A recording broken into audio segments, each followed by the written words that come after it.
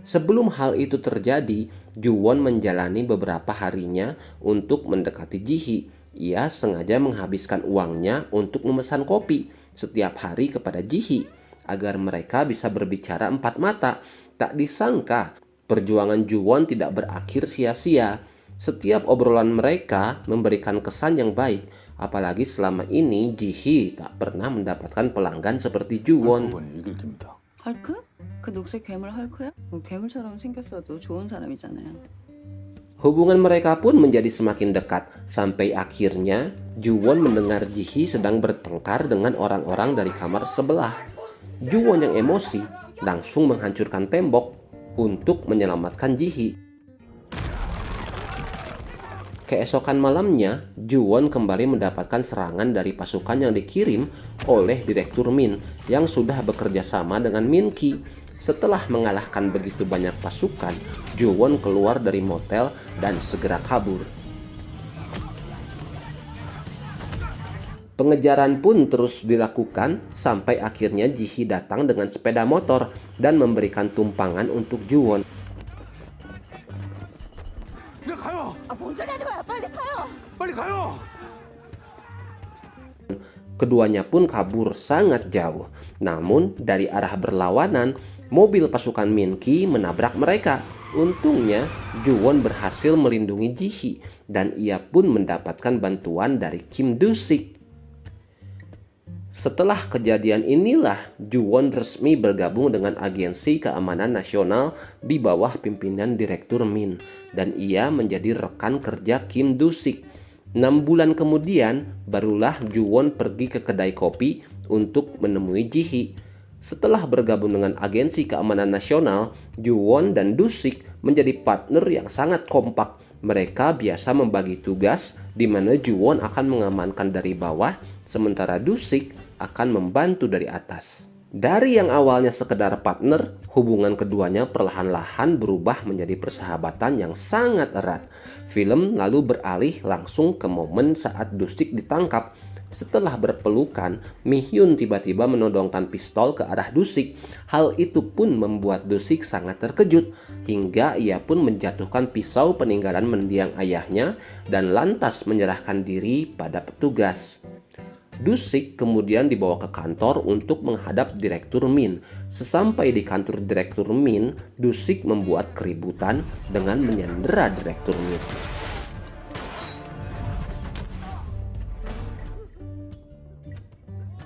Dan di hadapan semua orang, Do-sik menembak Mi-hyun. Namun tembakan itu berhasil dihadang oleh tangan Juwon. Jadi guys, ternyata Do-sik menyadari bahwa hubungannya dengan Mi-hyun akan menyeret Mi-hyun ke dalam permasalahannya. Oleh sebab itulah, ia pun sengaja menyerang Mi-hyun di hadapan semua orang agar orang-orang berpikir bahwa mereka tidak mempunyai hubungan spesial. Dan ternyata Do-sik jugalah yang memberikan pistol sebelumnya kepada Mi-hyun untuk memperkuat bukti bahwa Mi-hyun telah mengkhianatinya. Hal yang sama juga diinstruksikan kepada Juwon. Karena selama sesi latihan menembak, Juwon selalu meleset mengenai tangan target. Oleh sebab itulah ia sengaja memberikan petunjuk agar Juwon melindungi Mi-hyun dengan tangannya. Sejak kejadian itu, Agensi Keamanan Nasional resmi dibubarkan dan Do-sik tak pernah terlihat lagi. Selama berbulan-bulan, Mi-hyun melanjutkan kehidupannya sebagai PNS sambil terus mengharapkan kedatangan Do-sik. Sampai akhirnya di hari salju pertama, Do-sik muncul di hadapan Mi-hyun untuk menepati janjinya, yaitu mengajak Mi-hyun terbang melihat hamparan salju. Singkat cerita, akhirnya mereka menikah dan memiliki seorang putra bernama Bong-sok. Mereka memilih hidup di tempat terpencil dan menghabiskan waktu sebagai petani buah apel. Sejak Bong-sok masih bayi, Mi-hyun dan Do-sik sudah mengetahui keistimewaan Bong-sok yang seperti ayahnya. Hal itulah yang membuat keduanya semakin khawatir karena mereka tak ingin Bong-sok memiliki nasib yang sama seperti Do-sik. Di waktu yang sama, Direktur Min bergabung dengan Badan Intelijen Nasional dan membangun kembali Agensi Keamanan Negara. Keesokan harinya, Bongsok yang sudah beranjak menjadi anak-anak tertarik melihat seekor kupu-kupu. Ia pun mengejar kupu-kupu itu hingga ia tak sadar bahwa dirinya telah melayang. Mihyun berteriak mencari Bongsok. Dusik yang mendengarnya langsung terbang mencari anaknya dan ia pun menemukan Bongsok yang sedang menangis ketakutan.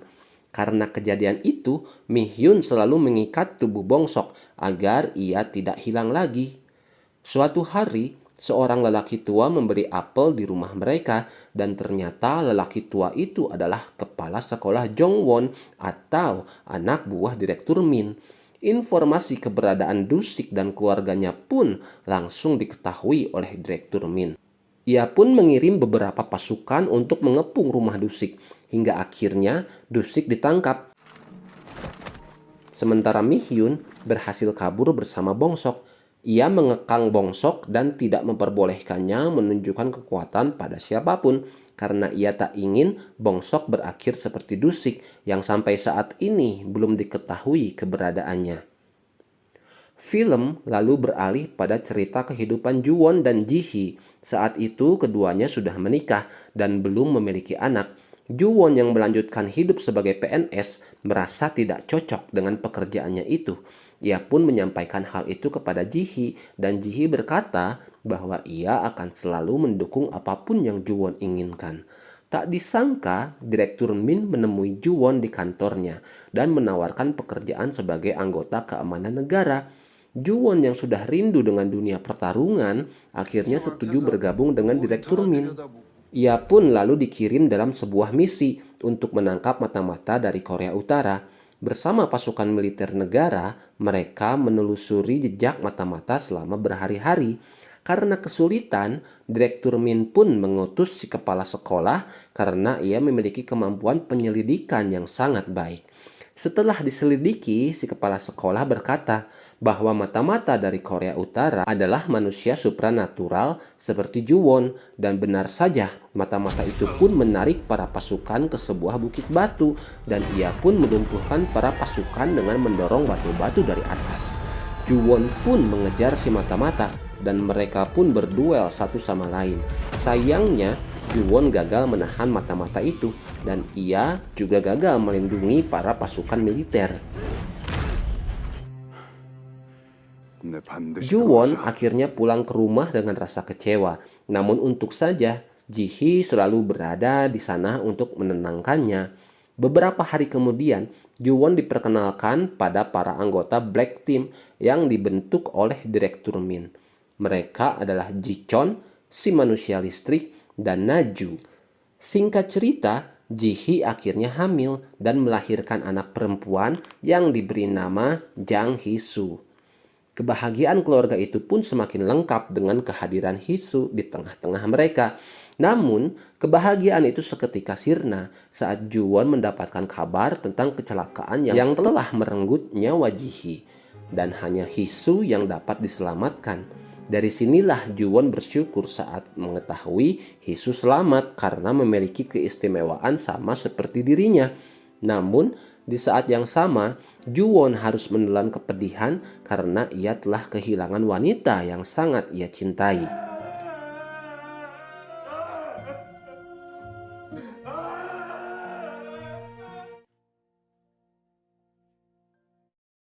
Film lalu beralih memperlihatkan masa lalu kehidupan keluarga Lee Kang-hun. Kang-hun terlahir dari seorang ibu bernama Shin Yun-yong dan seorang ayah bernama Lee Jae-man yang dikenal memiliki keterbatasan mental, namun tubuhnya sangatlah kuat dan ia juga bisa bergerak dengan sangat cepat.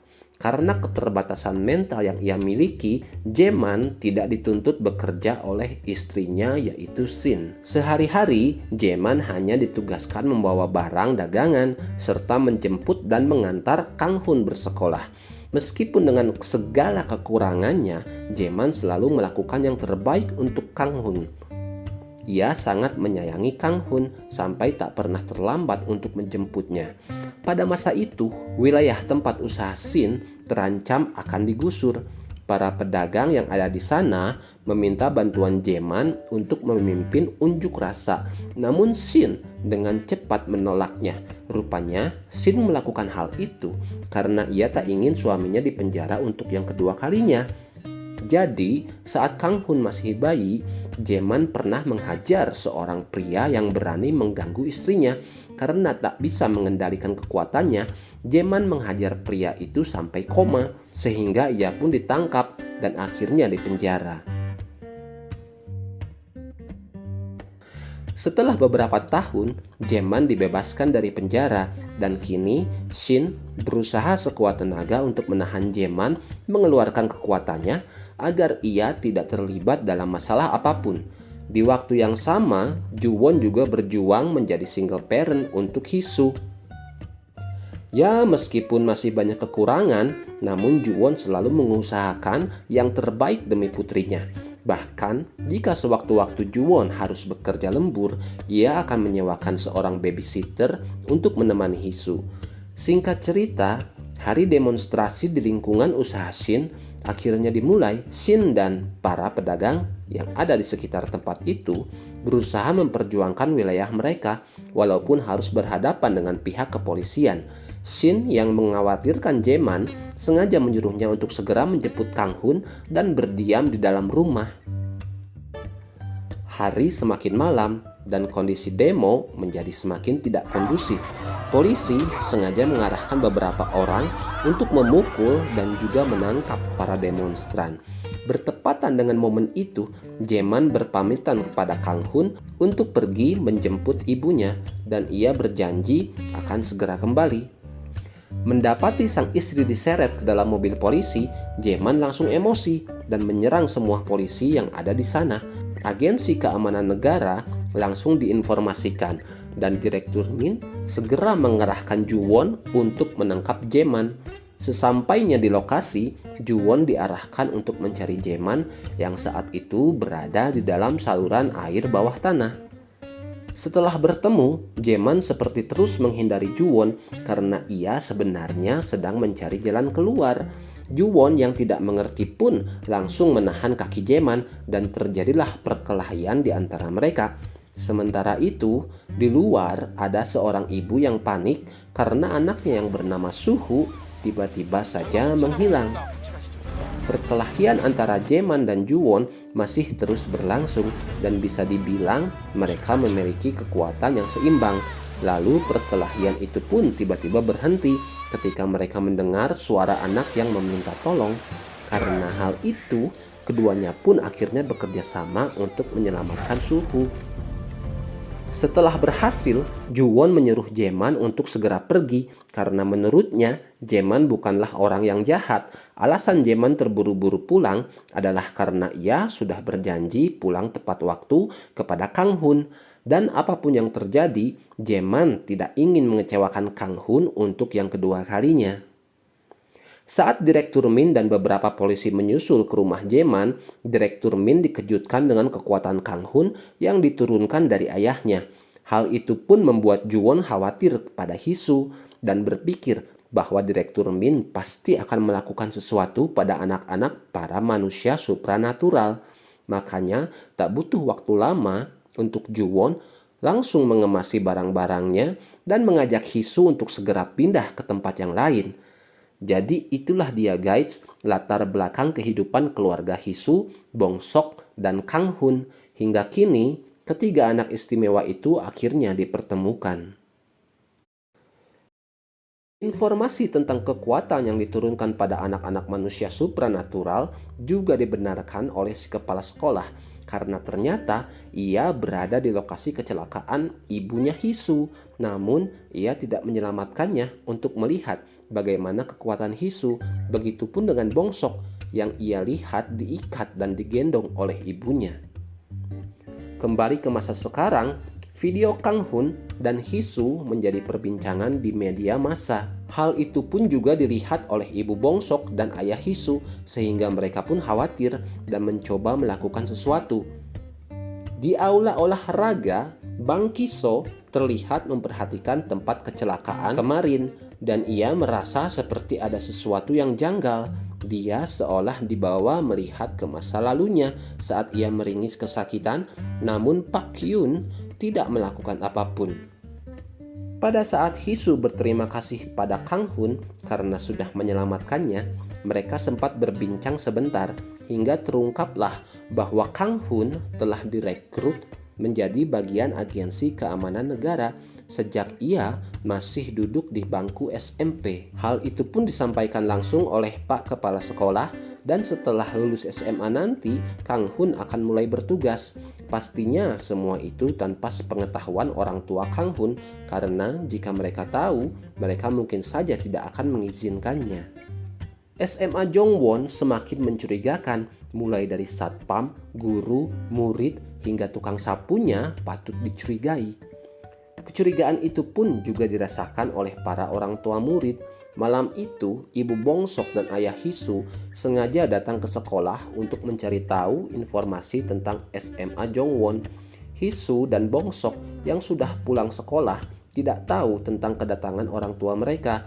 Keduanya pun naik bis Gedo bersama-sama. Dan saat itu Gedo memberitahu mereka kalau ia dulu juga bersekolah di SMA Jongwon. Setelah Hisu dan Bongsok, ada seorang penumpang yang tampak mencurigakan. Dia sepertinya kiriman dari Korea Utara, karena sejak masuk ke dalam bis, dia terus memperhatikan Bongsok dan juga Hisu. 저 외부인 아니고 학부모인데요.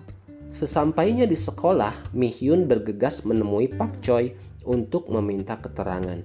Sementara Juwon berpas-pasan dengan Pak Hyun. Setelah itu, Pak Hyun bergegas ke ruangan kepala sekolah karena di sana terdapat layar yang menampilkan CCTV di seluruh sekolah. Namun tentu saja dengan kekuatan dan pengalaman sebagai agen, Mihyun dan Juwon bisa dengan mudah mengetahui letak CCTV tersebut. Sementara di waktu yang sama, beberapa orang Korea Utara mulai bersiap melakukan tugas mereka, yaitu untuk membantai orang-orang supranatural di Korea Selatan. Kembali ke bus Gedo, dia yang sudah curiga akhirnya berusaha menyelamatkan Bongsok dan Hisu dari orang Korea Utara, dan ia pun segera membawa bis ke kantor polisi terdekat.